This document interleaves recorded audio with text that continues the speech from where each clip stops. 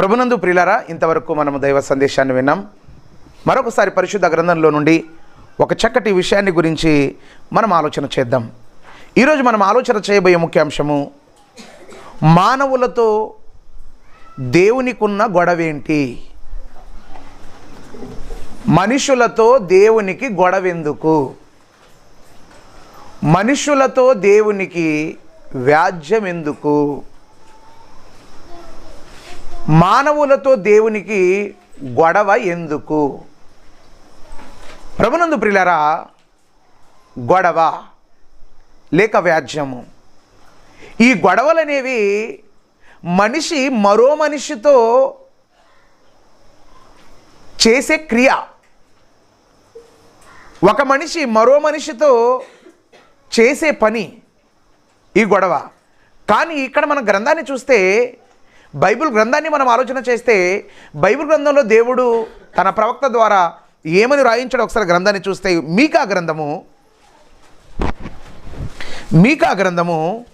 6వ అధ్యాయం 2వ వచనం.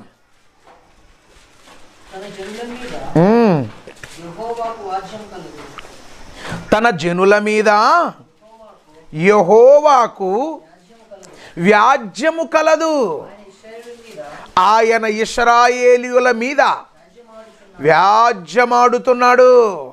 మీరు గమనించారా?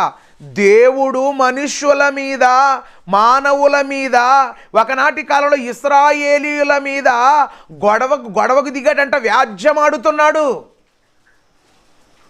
నేను మానవులతో వ్యాజ్యమాడుచున్నాను, మానవులతో గొడవ పడుతున్నాను. దేవుడు మనుషులతో గొడవ పడుతున్నాడా? ఇంతకు దేవుడు గొప్పవాడా, మనిషి గొప్పవాడా? దేవుడు గొప్పవాడా, మానవుడు గొప్పవాడా? దేవుడే గొప్పవాడు. దేవుడు మనిషిని పుట్టించాడా, మనిషి దేవుణ్ణి పుట్టించాడా? మనం ఆలోచిస్తే, మానవుడు దేవుణ్ణి పుట్టించాడా, దేవుడు మానవుణ్ణి పుట్టించాడా? దేవుడు మానవుణ్ణి పుట్టించాడు. దేవుడు మానవుణ్ణి ఎందుకు పుట్టించాడు? దేవుడు మనిషిని ఎందుకు పుట్టించాడు? మనిషిని పుట్టించడానికి గల కారణం ఏంటి? తన్ను స్తుతించాలని, తన్ను మహిమపరచాలని, తన్ను గణపరచాలనే దేవుడు మానవుణ్ణి పుట్టించాడు. కానీ తన్ను స్తుతించాలి, తన్ను గణపరచాలని మానవుణ్ణి పుట్టిస్తే, కానీ దేవుడు మన మానవునితో ఏం చేస్తున్నాడు? వ్యాజ్యమాడుతున్నాడు. దేవుడు మానవుణ్ణి పుట్టించింది వ్యాజ్యమాడటానికా, గొడవ పడటానికా? గొడవ పడటానికి మానవుని పుట్టించాడా? ఈ మానవుని ద్వారా తను మహిమ పొందాలని మానవుని పుట్టించాడా? ఎందుకోసం పుట్టించాడు? దేవుడు మానవుణ్ణి తన్ను మహిమపరచటానికి పుట్టించాడే తప్ప తనతో గొడవ పడటానికి దేవుడు ఎట్టి పరిస్థితులలో పుట్టించలేదు. మరి ఎందుకు? మానవునితో దేవునికి మానవునితో గొడవ ఎందుకు? ఇప్పుడు భార్యాభర్తలు గొడవ పడ్డారంటే దానికి ఒక రీజన్ ఉంది. కుమారుడు తల్లి గొడవపడిందంటే దానికి ఒక అర్థం ఉంది. అత్తా కోడలు గొడవపడిందంటే దానికి ఒక అర్థం ఉంది. అయితే దేవుడు మానవునితో మనుష్యునితో గొడవ పడుతున్నాడట. ఎందుకు గొడవ పడుతున్నాడు? అసలు గొడవ పడడానికి కారణం ఏంటో మనం ఒకసారి గ్రంథాన్ని మనం పరిశీలన చేద్దాం. పరిశుద్ధ గ్రంథంలో నుండి ఇర్మియా గ్రంథము 2వ అధ్యాయము 31వ వచనాన్ని మనం చూద్దాం. ఇర్మియా గ్రంథము, ఈ తరము వారలారా, యెహోవా చెప్పే మాట మీరు వినండి. నేను ఇశ్రాయేలీయునకు అరణ్యము వలెనైతినా, నేను ఇశ్రాయేలీయునకు అరణ్యము వలెనైతినా, గాఢాంధ కారదేశము వలెనైతిని అంటున్నాడు. ఇక్కడ మనం గమనిస్తే పిల్లరా, ఇశ్రాయేలీయులను అరణ్య ప్రయాణంలో ఉంటే, అరణ్య ప్రయాణంలో ఉన్నప్పుడు ఏం చేశాడు దేవుడు? పగలు మేఘస్తంభము, రాత్రి అగ్నిస్తంభము.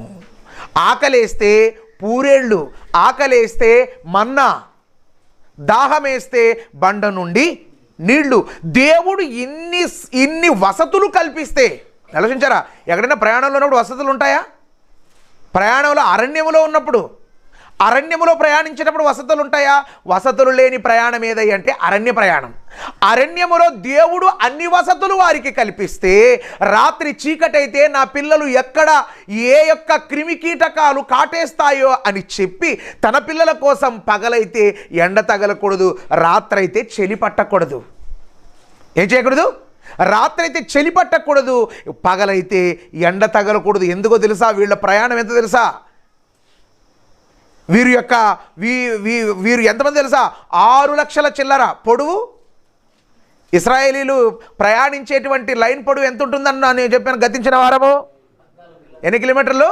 14 కిలోమీటర్లంత పొడవు. మీరు ఆలోచించారా? ఎన్ని కిలోమీటర్లు? 14 కిలోమీటర్లంత పొడవు దేవుడు ఏం చేయాలి? వెలుగునివ్వాలి. 14 కిలోమీటర్ల పొడవు ఉన్న జనాల కడుపును నింపాలి దేవుడు. అయితే దేవుడు ఇన్ని చేస్తే చివరికి ఏమైపోయానంటున్నాడు? నేను ఇశ్రాయేలునకు అరణ్యమునైతినా.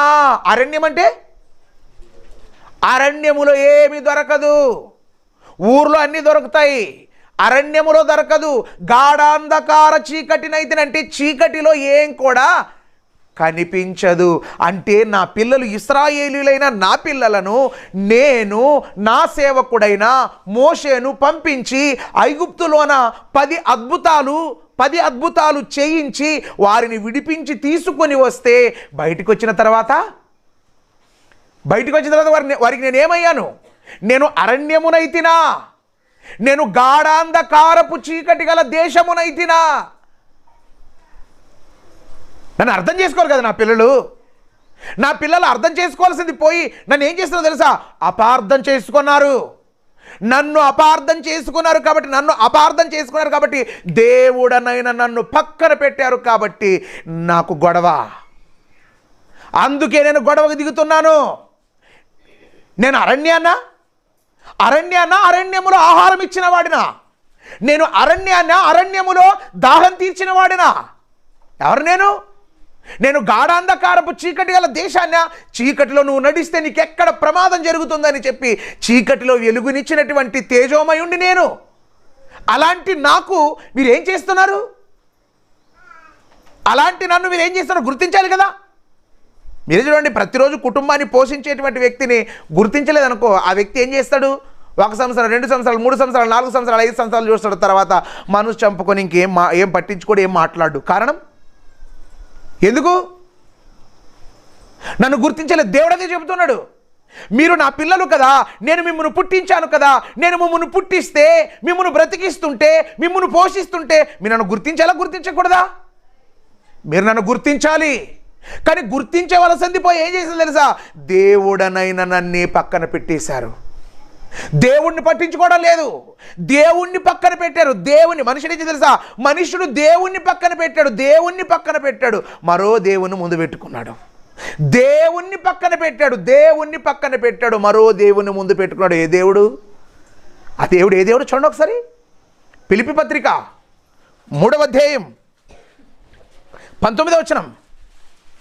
ఫిలిప్పీలకు రాసిన పత్రిక 3వ అధ్యాయము 19వ వచనం.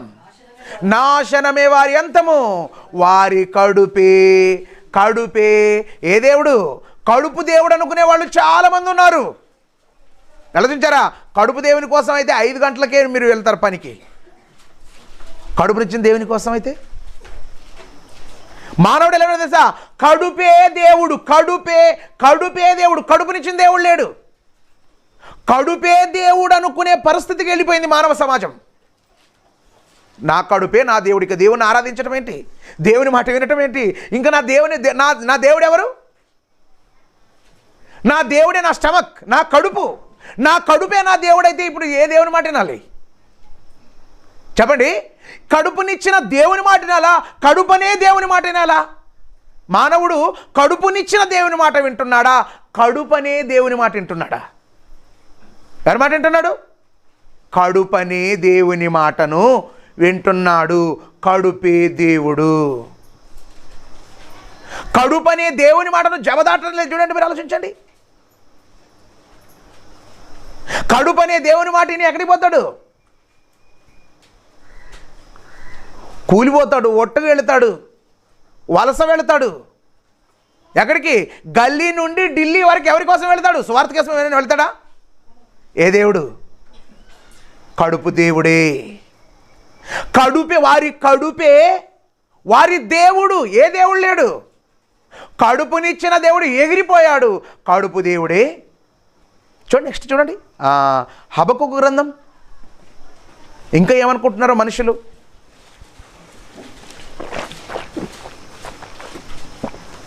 మొదటి అధ్యాయం 11 వచనం.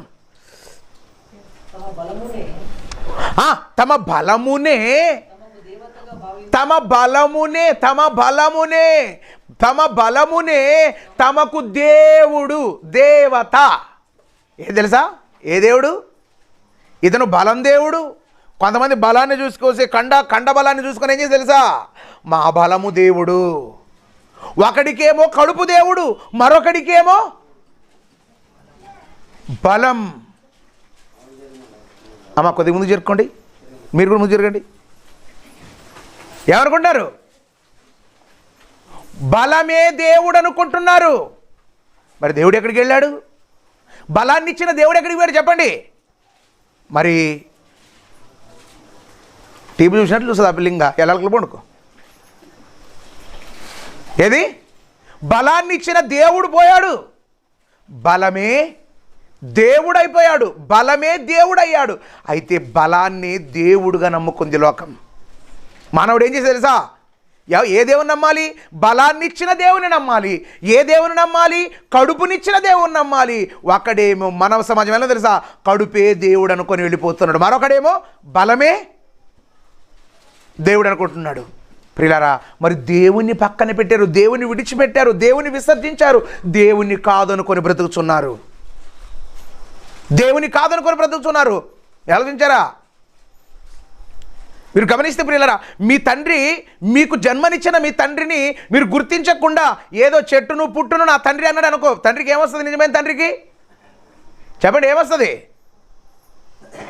మా నాయన ఈ చెట్టే, మా నాయన ఈ రాయే అన్న మనకి ఏమొస్తుంది? కోపం వస్తుందా? కోపం రాదా? ఇప్పుడు దేవుడు కూడా పుట్టించిన వాడిని నేను రా, బ్రతుకునిచ్చిన వాడిని నేను రా, కడుపునిచ్చిన వాడిని నేను రా, ఆ బలమిచ్చిన వాడిని నేను రా. నువ్వు బలాన్ని దేవుడు అంటున్నావా? నువ్వు కడుపును దేవుడు అంటున్నావా? అయితే మానవుడైన వాడు దేవుడికి దూరం అయ్యాడు, కడుపుకు దగ్గరయ్యాడు. మానవుడు అనేవాడు దేవునికి దూరం అయ్యాడు, బలానికి దగ్గరయ్యాడు. దేవునికి దూరం అయ్యాడు, బలానికి దగ్గరయ్యాడు. దేవునికి దూరం అయ్యాడు, కడుపుకు దగ్గరయ్యాడు. ఏం చేశాడు? కడుపుకు దగ్గరయ్యాడు. కాబట్టి దేవునికి దూరమైన మనిషికి దేవుడు వేస్తున్న ప్రశ్న, దేవుడు అడుగుతున్న ప్రశ్న ఏంటి తెలుసా? ప్రశ్న చూడండి, ఇర్మియా గ్రంథం 2వ అధ్యాయం. ఇర్మియా గ్రంథము 2వ అధ్యాయం 5వ వచనం. దేవుడు ఈ విధంగా చెబుతున్నాడు, నా యందు ఏ దుర్నీతి చూచి మీ పితరులు వ్యర్థమైన దానిని అనుసరించారు. రే మానవులారా చెప్పండి నాకు. ఇప్పుడు నేను ప్రశ్న అడుగుతున్నాను, నాలో ఏ చెడు గుణాన్ని చూసి నాకు దూరం అయ్యారు? ఆలోచించారు. ఒక మనిషికి దూరం అయ్యారంటే కారణం ఏంటి తెలుసా? కొంతమంది మన జీవితంలో పరిచయం అవుతారు, పరిచయం అయిన తర్వాత మళ్ళీ ఏమైపోతారు?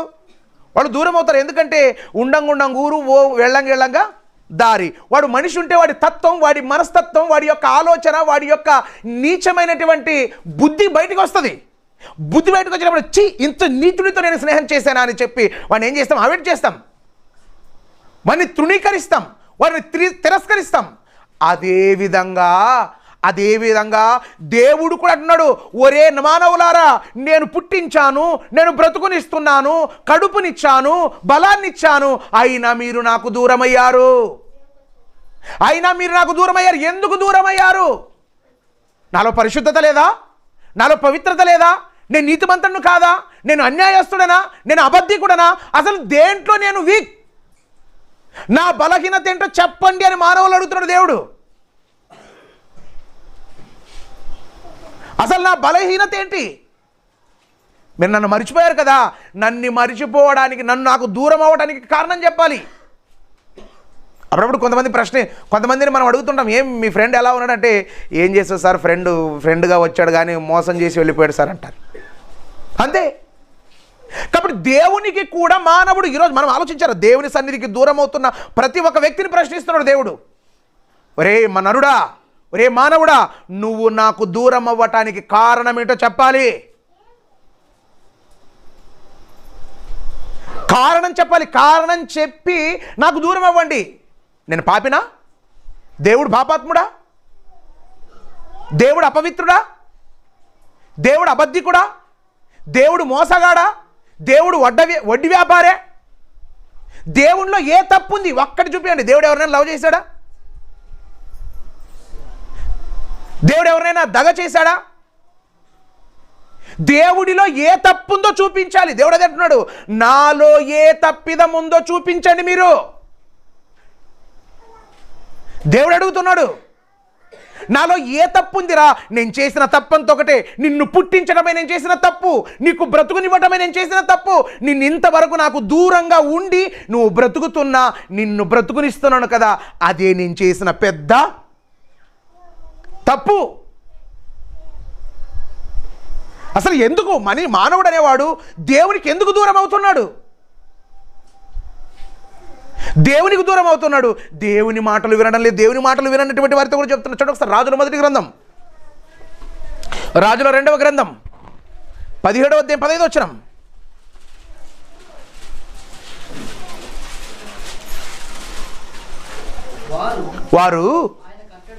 వారు ఆయన కట్టడలను తమ పితరులతో ఆయన చేసిన నిబంధన, తమకు నిర్ణయించిన ధర్మశాస్త్రమును విసర్జించి ఏం చేస్తున్నారట? దేవుని మాటను తిరస్కరించారు. దేవుని మాత్రమే కాదు, దేవుని మాటను పట్టించుకోవటం లేదు. దేవుని మాటను, దేవుడు నియమించిన కట్టడలను, దేవుడు నియమించిన ధర్మశాస్త్రాన్ని వీరు ఏం చేశారు? ఇశ్రాయేలీలు దాన్ని విసర్జించారు. విసర్జించడం అంటే ఏంటి? విడిచిపెట్టారు. దేవునిని విడిచిపెట్టారు. దేవుని వాక్యాన్ని విడిచిపెట్టారు. దేవునిని విడిచారు. దేవుని వాక్యాన్ని విడిచారు. ఏం చేస్తున్నారు తెలుసా? వ్యర్థమైన దానిని అనుసరిస్తున్నారు. ఏంటి వ్యర్థమైనది? విగ్రహారాధన వ్యర్థం, కడుపే దేవుడు అనుకోవడం వ్యర్థం, బలమే దేవుడు అనుకోవడం. ఒకనాటి కాలంలో మైక్ టైసన్, మీరు గమనించారా? మైక్ టైసన్ అనుకుంటా. ఆయన కింటాలు బరువు తీసి ఏం చేసేవాడు? ఆయన అవతల పడేసేవాడు. నేను మొన్న ఒక వీడియో చూశాను. ఆ వీడియోలో అతను కూడా స్టేజ్ ఎక్కే స్థితిలో లేడు. ఏది? స్టేజ్ ఎక్కి ఎలా నడుస్తున్నాడో తెలుసా? మోకాళ్ళు వంపి ఇలా నడుస్తూ వెళ్ళిపోతున్నాడు. చిన్నపిల్లడు ఎలా నడుస్తాడు? మోకాళ్ళతో చిన్నపిల్లడు ఎలా నడుస్తాడు తెలుసా? ఆ విధంగా నడుస్తాడు. ఏమైంది బలం? చెప్పండి, బలం ఏమైంది? బలము కొంతకాలమే, బలము ఎల్లకాలం ఉండదు. మానవుడు బలమనే దేవుణ్ణి చూసుకొని, కడుపనే దేవుణ్ణి చూసుకొని దేవుణ్ణి విసర్జించి బ్రతికితే విగ్రహారాధన వైపు మళ్ళీ, విగ్రహారాధన అంటే ఏంటి తెలుసా? దేవుని కంటే ఎక్కువగా దేన్ని ప్రేమించినది విగ్రహారాధనే. దేవుని కంటే ఎక్కువ కుటుంబాన్ని ప్రేమిస్తున్నావు, విగ్రహారాధనే. దేవుని కంటే ఎక్కువగా పనిని ప్రేమిస్తున్నావు, అది విగ్రహారాధనే. దేవుని కంటే ఎక్కువ డబ్బును ప్రేమిస్తున్నావు, ఏంటది? విగ్రహారాధన. అంటే సపరేట్ మళ్ళీ ఒక గుడికి పోయి మనం ఏదో బొట్టు పెట్టుకోవడం, ఇవన్నీ నడవండి. మనం అనుకోవచ్చు, నేను ఏం చేయటం లేదు, నేను అన్నిటికి దూరంగా ఉన్నాను అనుకుంటే పొరపాటు. దేవుని కంటే ఎక్కువగా దేన్ని ప్రేమించినా, దేవుని కంటే ఎక్కువ ఇంటిని ప్రేమించినా అది విగ్రహారాధనే. ఏది? దేవుని కంటే ఎక్కువ సెల్లుని ప్రేమించినా అది విగ్రహారాధన. దేవుని కంటే ఎక్కువ బట్టలను ప్రేమించినా, దేవుని కంటే ఎక్కువ కమ్మల్ని, అంతే కదా, శరీరానికి ధరించి ఆభరణాలను ప్రేమించిన అది విగ్రహారాధనే. మీరు విగ్రహారాధన అంటే ఏదో ఉరుకుందా తిరుపతి, ఇక్కడ పోద్దండి. మీరు ఇంట్లోనే ఉంది తిరుపతి, మన పరపతి, ఎక్కడికి వెళ్ళొద్దండి మీరు. అందుకే ఒకనాటి కాలంలో వారు విగ్రహాలను చేసుకొని వారు దేవునికి దూరం అయ్యారు. ఈరోజు మనం ఒంట్లో ఉన్న వాటినే చూసుకొని ఏం చేస్తున్నాం? మీరు గమనించారా? అది అడుగుతున్నాడు దేవుడు. దేవుడు ఏమంటున్నాడు తెలుసా? నాలో ఏ తప్పిదము లేనప్పుడు నాకెందుకు దూరమయ్యారు? మీరు నాకెందుకు దూరమయ్యారు? ఎందుకు దూరమయ్యారు? నాకు రీజన్ చెప్పాలి, నాకు కారణం చెప్పాలి. కారణం చెప్పలేదా? మీరు కారణం కనుక చెప్పలేదా, యుద్ధం మొదలు పెడతా. ఏం చేస్తా? నేను యుద్ధాన్ని మొదలు పెడతా. నేను యాజ్యాన్ని మొదలు పెడతా. నేను గొడవను మొదలు పెడతా. నా గొడవను మొదలు పెట్టానా? ఏం తెలుసా? నేను గొడవలు స్టార్ట్ చేశానా? నేను వ్యాజ్యాన్ని మొదలు పెట్టానా? వ్యాజ్యాన్ని మొదలు పెడితే నా పరిస్థితి ఎలా ఉంటుంది తెలుసు కదా? తన మన ఏది కూడా నేను చూడను. ఆదాము తప్పు చేసినా ఆదాము తప్పు బయట పెట్టాడు, హవ్వ తప్పు చేసినా హవ్వ తప్పు బయట పెట్టాడు, కయ్యోను తప్పు చేసినా కయ్యోను తప్పు బయట పెట్టాడు. పెట్టలేదా? నోవాహు తప్పు చేసినా నోవాహు తప్పు బయట పెట్టాడు, లోతు తప్పు చేసినా లోతు తప్పు బయట పెట్టాడు. అంటే ప్రతి మనిషి తప్పును బయట పెడుతూనే ఉన్నాడు. ఎందుకంటే దేవుడు దాచిపెట్టేవాడు. అయితే నేను కూడా మీతో యుద్ధాన్ని మీతో వ్యాజ్యానికి దిగుతున్నా. నేను వ్యాజ్యానికి దిగుతున్నా. నేను కారణం చెప్పాలి కదా. మానవులు ఏం చేస్తే ఏం కారణం చెప్తారు చెప్పండి? తప్పులన్నీ మనలో ఉన్నాయి. దేవుల్లో ఏం తప్పు ఉంది చెప్పండి? మనుషులలోనే తప్పులు ఉంటాయి కానీ దేవునిలో ఏ తప్పు ఉండదు.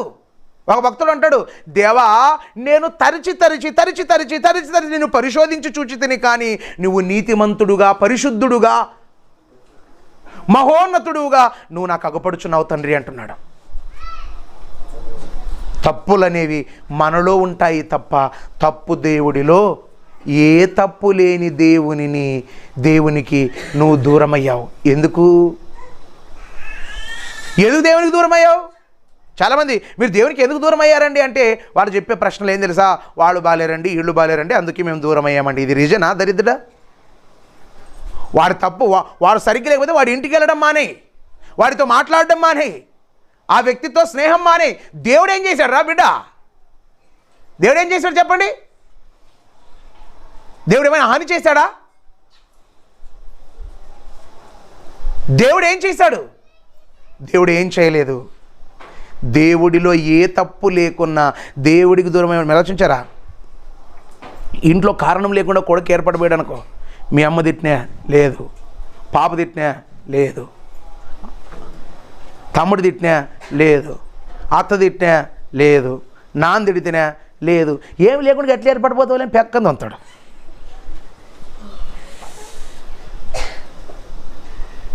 అంతే కదా?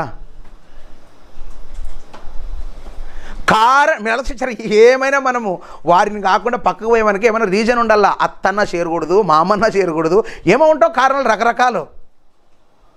ఏమి లేకుండా పోయావనుకో, నువ్వు కూడా దేవుడికి దూరమయ్యావంటే కారణం ఉంటే దూరం అవ్వాలి. ఏ కారణం? దేవుడు అడుగుతున్నాడు, కారణం ఏదో చెప్పు నాన్న ఒకసారి, నా కారణం ఏదో నాకు చెప్పు ఒకసారి. ఏం చెప్తావు చెప్పండి? కారణం ఏమీ లేదు. దేవునికి దూరమయ్యే మనుషులలో దేవుడికి ఎందుకు దూరం అయ్యావో అని అడిగితే కారణం చెప్తే ఒక్క కారణం లేదంటే బాబు, మరి అలా కారణము లేకుండా నాకు దూరం అయ్యావు కాబట్టి నేను ఏం చేస్తానంటున్నాడు చూడండి ఒకసారి. ఏం చేస్తానంటున్నాడు? హోషేయ గ్రంథము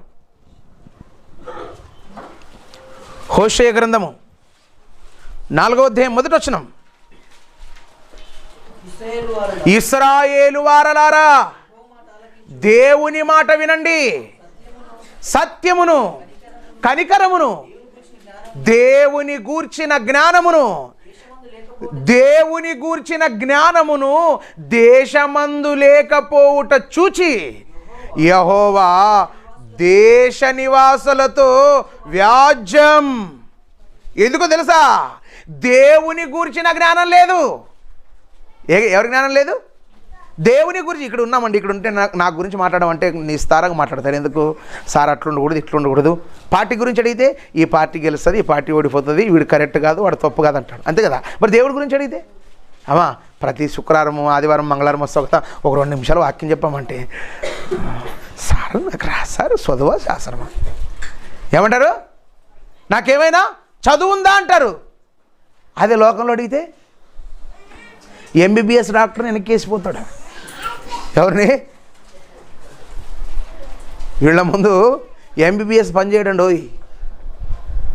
అందుకే అంటున్నాడు, దేశ నివాసులలో నా జ్ఞానం లేదు, నన్ను గూర్చిన జ్ఞానం లేదు.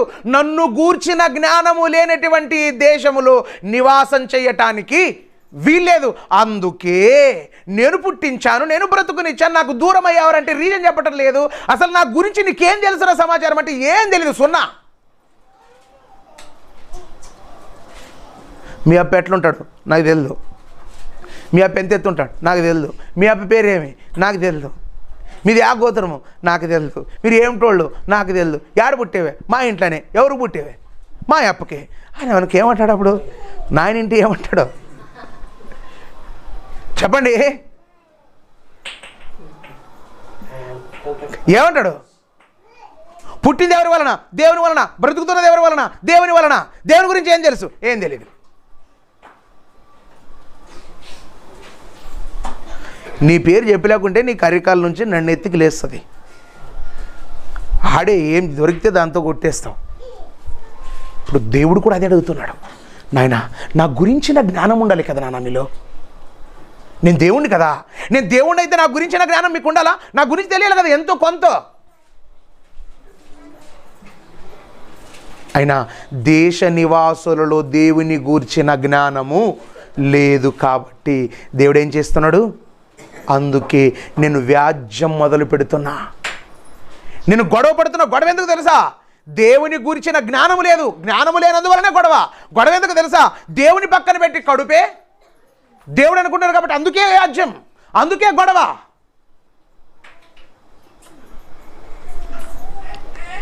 హోషే గ్రంథం అదే పుస్తకం 4వ అధ్యాయం 8వ వచనం. 4వ అధ్యాయం 8వ వచనం. నా జనుల పాపములను ఆహారంగా ఎలా ఉంటుందో తెలుసా? రోజు మీరు ఏం తింటారండి? సార్ నేను ఉదయం టిఫిన్ చేస్తాను, మధ్యాహ్నం భోజనం, రాత్రికి కూడా భోజనం.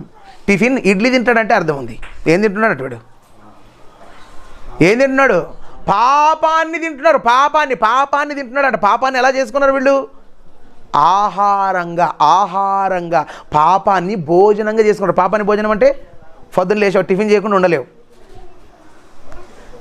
ఏది టిఫిన్ చేయకుండా ఉండలేవు. మధ్యాహ్నం అయింది భోజనం చేయకుండా, నువ్వు కూడా రోజంతా ఏం తెలుసా? పాపం చేయకుండా ఉండలేవు. ఆహారంగా చేసుకోవడం అంటే పాపాన్ని తింటారని అర్థం కాదు అది. ఉదయం లేచావు, ఉదయం టిఫిన్ అయ్యేలోపు ఏం చేయాలా? ఎవరికొకరికి రోకలు పెట్టాలా. మధ్యాహ్నం భోజనం అయింది, ఎవరికొకరికి లిగడం వేయాలా. రాత్రి భోజనం, రాత్రి ఏం చేయాలా? భోజనం చేయాలి, భోజనం చేయకూడదు. రాత్రి భోజనం అయ్యేలోపు మరి ఏం చేయాలి తెలుసా?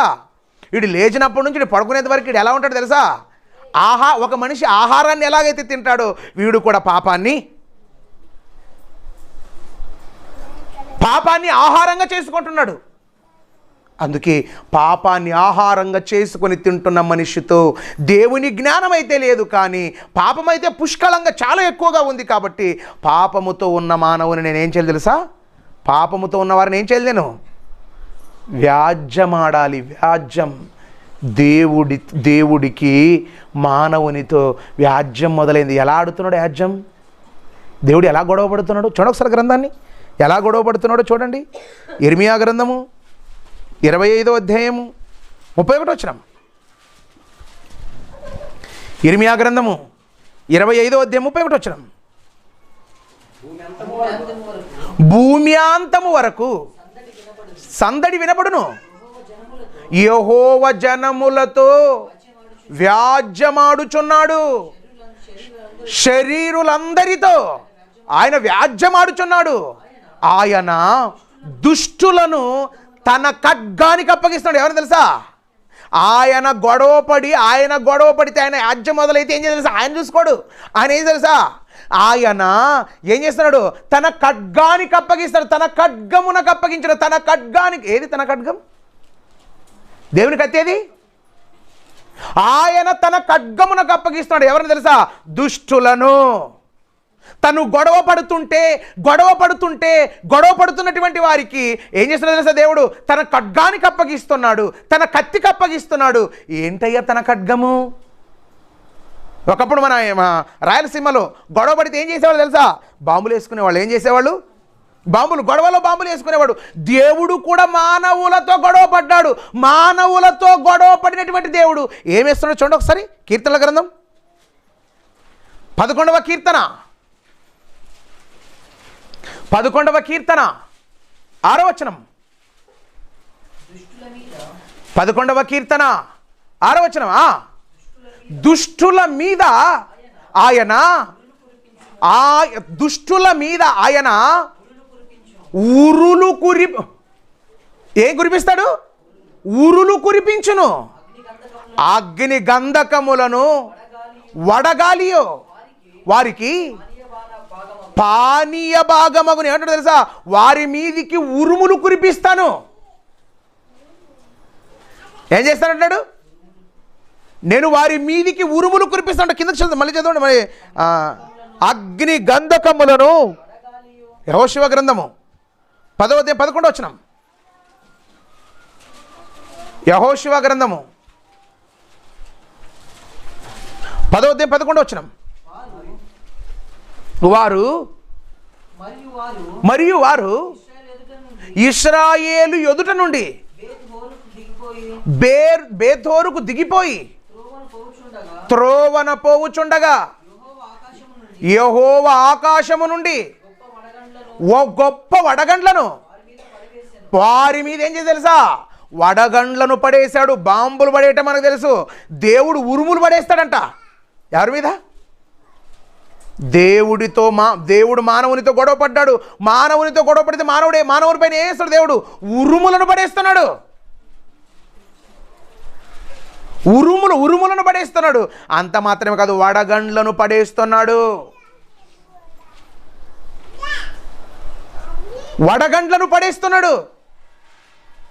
వడగండ్లను పడివేసి నెక్స్ట్ ఏం చేస్తున్నాడు చూడండి ఒకసారి. నెక్స్ట్ చూద్దాం. ఇర్మియా గ్రంథం, ఎజ్కేల్ గ్రంథం 38వ అధ్యాయం.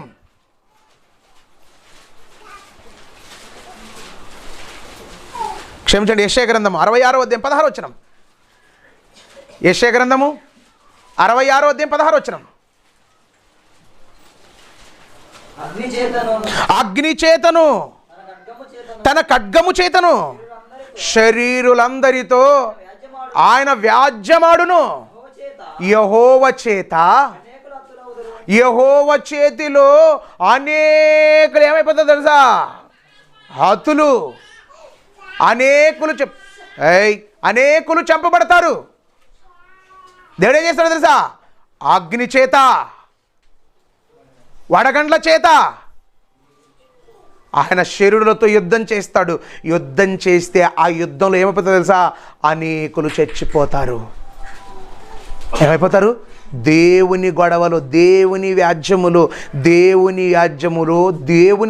దేవుడు గొడవ దిగాడా? దేవుడు గొడవలోనికి వచ్చాడా?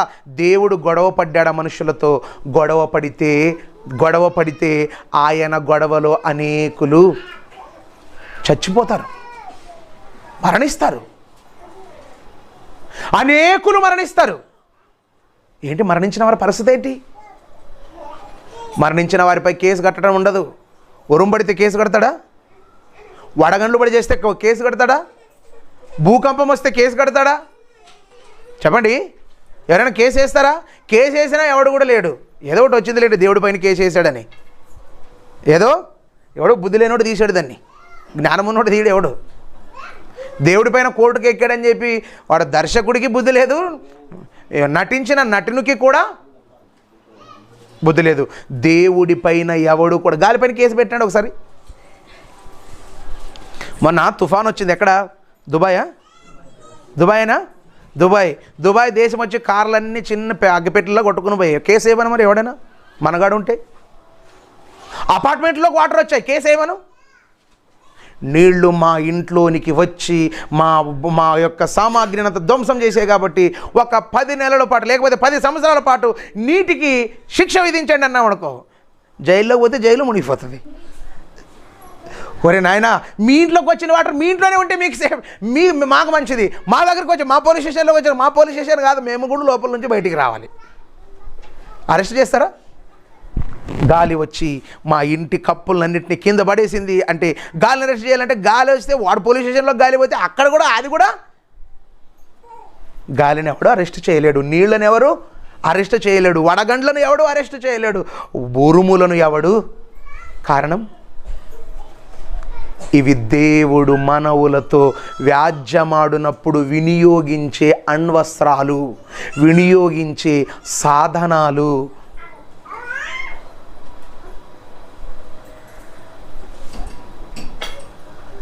ఎవరైనా మనతో గొడవకు వచ్చారనుకో, ఇంట్లో పోయి అరకల కొడుకులు తీసుకొని వస్తాడు, కనీసం షర్టు కూడా నరికిండే లేడు.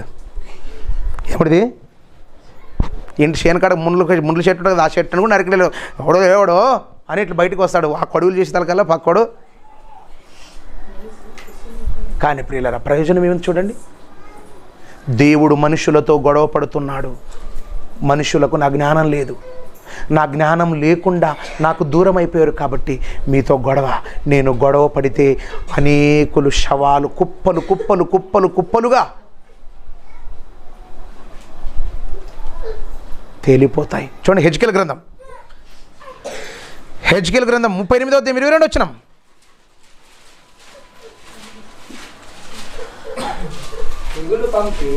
హెజ్కేల్ గ్రంథం 38:22 వచ్చిన. తెగుళ్ళు పంపి తెగుళ్లను పంపి హత్య కలుగ చేసి అతని మీదను అతని సైన్య వారి మీదను అతనితో కూడిన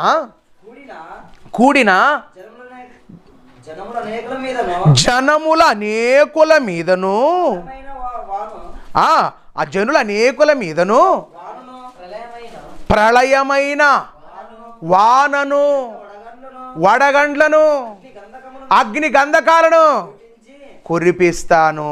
ఏం చేస్తాను? ఏరో ఒక అతను ఉన్నాడట, అతని గురించి చెప్తే మళ్ళీ ఇంక లేట్ అవుతుంది.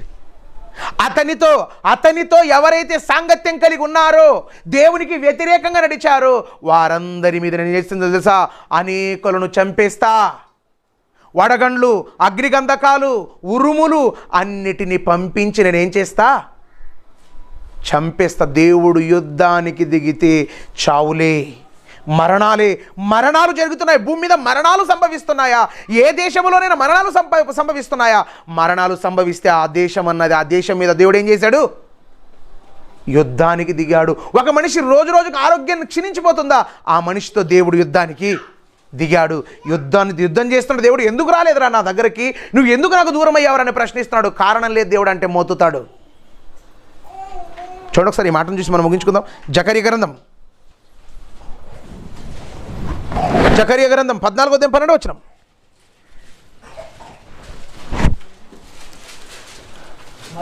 మరియు యెహోవా తెగుళ్ళు పుట్టించి యెరూషలేము మీద యుద్ధము చేసిన జనులందరినీ ఈలాగున మొత్తును, వారు నిలిచి ఉన్న పాటునే ఎక్కడట? నిలుచున్న పాటునే దేహాలు కుళ్ళిపోతాయి. ఎక్కడైనా చూసారు మీరు? నిలుచున్న పాటునే వారి దేహములు కుళ్ళిపోవును, వారి కన్ను తరలలో నుండి కుళ్ళిపోవును. ఎక్కడ? శరీరం ఇట్లా నిలబడిన చోటే కుళ్ళిపోతాడా? కన్నులు ఇలా నిలబడుకుని ఉన్నాను, కన్నులు కళ్ళలో నుండి కుళ్ళిపోతాయా? ఏసదే చెప్తున్నాడు, వాళ్ళ దేహములు నిలబడిన చోటనే కుళ్ళిపోవును, వారి నాలుకలు, వారి కళ్ళు నిలుచున్న చోటనే ఏమైపోవును? కుళ్ళిపోవును. వారి నాలుకలు నోళ్లలో నుండి కుళ్ళిపోతాయి. ఎందుకు ఇవన్నీ? ఎందుకు వడగండ్లు, ఎందుకు ఉరుములు, ఎందుకు ఆ తుఫానులు, ఎందుకు ఇవన్నీ? దేవుడు మానవులతో గొడవకు దిగాడు, మనుషులతో గొడవకు దిగాడు. కాబట్టి ఇన్ని అనార్థాలకు కారణం. ఎన్ని అనార్థాలకు? ఇన్ని అనార్థాలకు కారణం ఏంటి తెలుసా? దేవుడు మానవులతో వ్యాజ్యమాడుతున్నాడు. ఆయన వ్యాజ్యములు మానవుడే, దేవుడే. కాబట్టి ఈ వ్యాజ్యములు మరణించిన వారు ఎవరై అంటే, దుష్టుల మీదకి నేనేం చేస్తానంటున్నాడు? నేను ఉరుములను ఇసురుతా, ఉరుములను వాడి మీదికి పంపిస్తా అంటున్నాడు. కనుక ప్రియులారా, మనమందరం కూడా ఆలోచిస్తే ఎందుకయ్యా ఇంతది దేవుడికి ఎందుకయ్యా అంటే మనిషిలో ఉన్నది ఒకటే అదే. ఏదది మనిషిలో ఉన్నదేంటి? వారి కడుపే వారు దేవుడు అనుకోవడం, వారి బాహుబలమే వారి దేవుడు అనుకోవడం. అదే దేవుణ్ణి విసర్జించి దేవుణ్ణి విడిచిపెట్టి విగ్రహారాధన వైపుకు మళ్ళటం. దేవుణ్ణి విడిచిపెట్టి వీరేం చేసి తెలుసా? దేవుణ్ణి విడిచి వీరేం చేస్తున్నారు తెలుసా? దేవుణ్ణి విడిచి దేవుని మాటను తిరస్కరించి బ్రతకటమే. దేవుడే అంటున్నాడు, నాలో తప్పు చూపించండి, నాకు దూరం అయిపోండి. దేవునిలో ఏ తప్పు లేదు, అయినా దూరం అయ్యావు. అందుకే ఏ తప్పు నాలో లేకపోయినా నాకు దూరం అయ్యావు అంటే నీకు ఖచ్చితంగా ఏమవసరం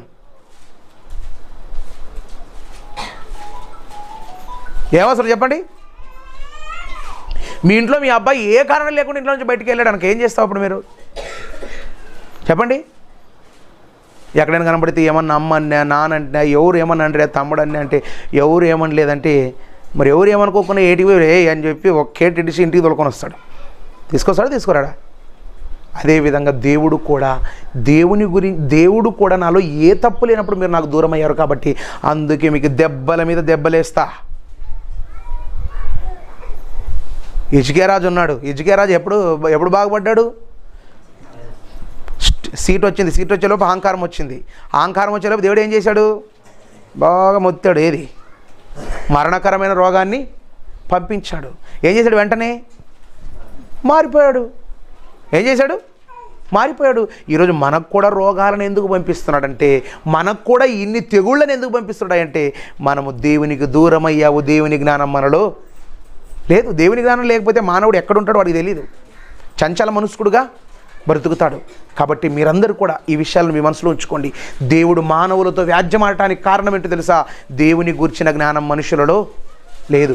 దేవుని గూర్చిన జ్ఞానం మనుషులలో లేకపోతే దేవుడు ఎవరు మానవుడు తెలుసుకోకపోతే, దేవుడు ఎలాంటి వాడో మానవుడు తెలుసుకోనకపోతే, దేవుడు ఎంతటి గొప్పవాడో మానవుడు తెలుసుకోనకపోతే దేవుడి కోపం వస్తుంది. ఏమొస్తుంది? దినాం ఇంట్లోనే ఉండి ఇంట్లో ఏమేమి ఉండదో ఎక్కడ ఉండదో తెలియలేదనుకో, నేనేం చేయాలి చెప్పండి? ఇప్పుడు ఇంట్లో ఉన్నావు, పోయి నీళ్ళు గందా పోయినా అనుకో, నాయన బాగానే ఎక్కడ ఉండదని అనుకో. మీ పిల్లలే మీ ఇంట్లోనే తిరుగులాడి ప్రతిరోజు తిరిగి పాపా నీళ్ళు నింపు కదా అంటే టక్కన బాంతకు పోయి, అట్లా కాకుండా ఏమో బాగానే ఆడు ఉండదు అంటే కంతకు పడ్డామని ఇస్తాడు. ఏమంటారు? ఇంట్లో ఉండి బామ్ తెలుదానికి దా చూపిస్తుందా అంటది. ఒక ఫొరక ముద్ద తీసుకొని వస్తుంది. అప్పుడు ఇది బాను అని కొడుతుంది. కారం డబ్బా తీసుకుందా పోయినా అనుకో, కారం డబ్బా యాడుంటుందా అని షవ్ పట్టుకుని వస్తే షవ్ ఎర్రగా పడుతుంది. ఇది చూడు కారం డబ్బా అంతే కదా. ఇప్పుడు నువ్వు దేవుడి దగ్గరుండి దేవుడి గురించి నీకేం తెలుసు అంటే ఏం తెలియదు. దేవుడు అంటే దేవుడి గురించి ఏం తెలుసు? ఏం తెలియదంటే ఏం చెప్పాలి చెప్పండి? నీ మీద పంపించకూడదా రోగాలు? మీ మీద వడగండ్లు కురిపించకూడదా? మీకు వడదెబ్బతే మిమ్మల్ని చంపకూడదా? మిమ్మల్ని రోగాల పాలు చేయకూడదా? చెప్పండి, చేయకూడదా? అందుకే తన గురించిన జ్ఞానం మనిషికి లేదు కాబట్టి మనుషులతో దేవుడు ఏం చేశాడు తెలుసా? గొడవకు దిగాడు. ఆ గొడవ చల్లారాలంటే ఏం చేయాలి? దేవుడే చెప్తున్నాడు. చూడండి, యెషయా గ్రంథం 1వ అధ్యాయం 18వ వచనం. యెషయా గ్రంథము 1వ అధ్యాయం 18వ వచనం.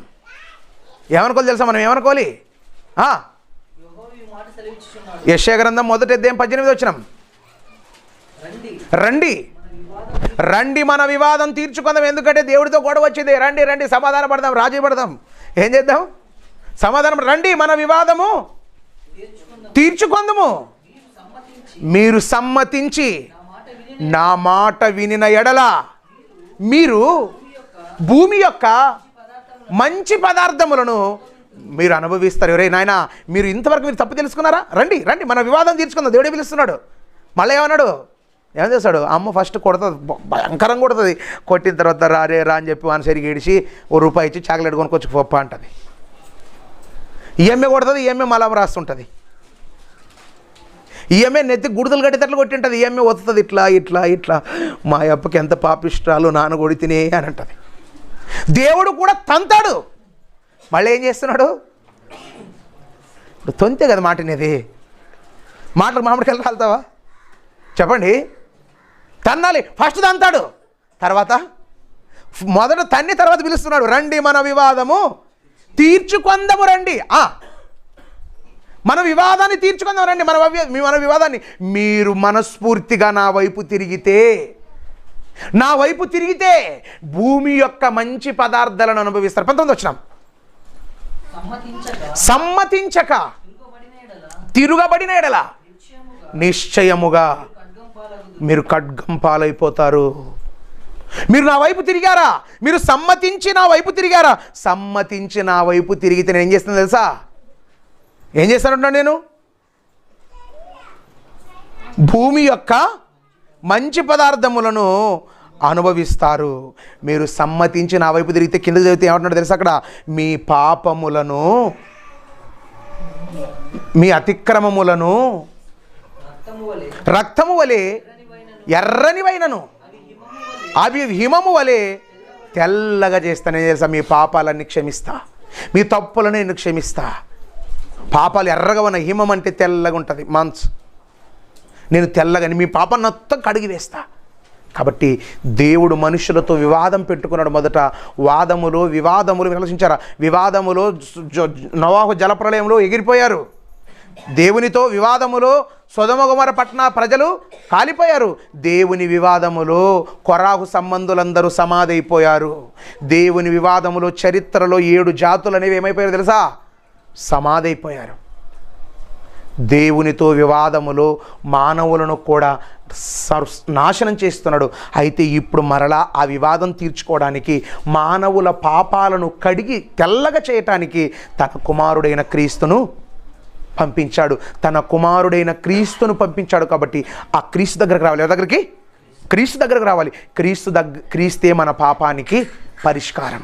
క్రీస్తే మన పాపం పోవాలంటే క్రీస్తే, మన పాపం క్షమించబడాలంటే క్రీస్తే, మనకు పరలోకం కావాలన్నా కూడా క్రీస్తే. ఆ క్రీస్తు దగ్గరకు రావాలి. క్రీస్తు దగ్గరకు వచ్చి ఏం చేయాలి? యోహాను పత్రిక 1వ అధ్యాయము 7వ వచనం. యోహాను పత్రిక 1వ అధ్యాయం 7వ వచనం.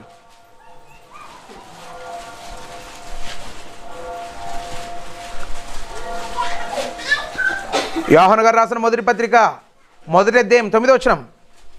ఆయన మన పాపములను మనం ఒప్పుకొనిన ఎడల ఆయన మన పాపములను క్షమించి సమస్త దుర్నీతి నుండి మనలను పవిత్రులుగా చేయును.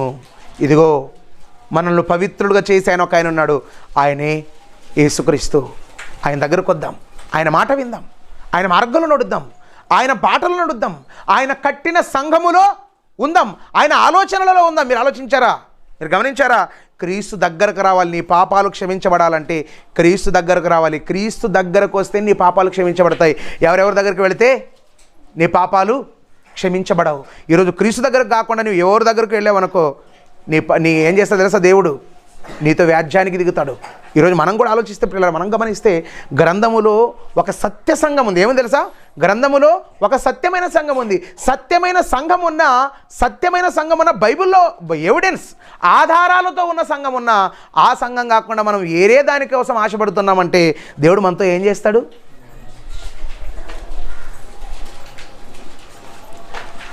మనం పెద్ద పెద్ద బిల్డింగ్లు పెట్టుకొని బాడిగింట్లో ఉంటానంటే ఏమంటాడు నాయన? రే దరిద్రుడితో దానికేం బాడికి కడతావురా? ఇడదా మంచి బంగారు ఇల్లు కట్టాను కదరా, నా కుమారుడైన క్రీస్తు రక్తము చేత కట్టిన పెద్ద మందిరం ఉంది కదరా, ఆ మందిరంలో నువ్వు చేరురా అంటాడు. నేను చేరను దేవుడా, నేను ఏరే కాడు ఉంటాను దేవుడా, నేను ఆడుంటాను దేవుడా, నేను ఈడుంటాను దేవుడా అన్నావా? నీతో యుద్ధం, నీతో వ్యాజ్యం మొదలవుతుంది. దేవుడు వ్యాజ్యాన్ని మొదలుపెట్టాడా? అందుకే ఏదో ఒకటి ఉంటుంది కదా, నరకడం మొదలు పెడితే అది మనుషులు మాట్లాడాల్సిన మాట కాదు, దేవుడు మాట్లాడాల్సింది. అది ఎవరిది? కాబట్టి దేవుడు మొదలు పెడితే ఇంకెవ్వడు కూడా ఒకవేళ అడ్డొచ్చినా వాడిపోతాడు. ఎవరు తెలుసా? అడ్డొచ్చినా వాడిపోతాడు. కాబట్టి ప్రపంచంలో ఎంతోమంది దేవుడితో వ్యాజ్యానికి దిగి చచ్చిపోయిన వారు చాలామంది ఉన్నారు. కనుక ప్రియులారా, ఆ జాబితాలో నువ్వు నేను ఉండకూడదంటే దేవునితో వ్యాజ్యం వద్దు. రండి మన దేవునితో వివాదాన్ని తీర్చుకుందాం. ఏంటి వివాదం?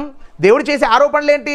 నన్ను మర్చిపోయారు, కడుపు దేవుడు అనుకున్నారు, బలము దేవుడు అనుకున్నారు, విగ్రహాలను దేవుడుగా పూజిస్తున్నారు. అంత మాత్రమే కాదు, నన్ను గురించిన జ్ఞానం మానవునిలో లేదు, కాబట్టి మానవులైన మీరు నా జ్ఞానాన్ని కలిగి ముందుకు సాగాలని దేవుడు కోరుతున్నాడు. కాబట్టి ఆ కోరిక మేరకే మనమందరం ముందుకు సాగాలని మీకు అందరికీ తెలియజేస్తూ దేవుడు ఈ మాటలు మన వినికిడిలో భద్రపరచునుగాక. ఆమె అందరూ త్వరలో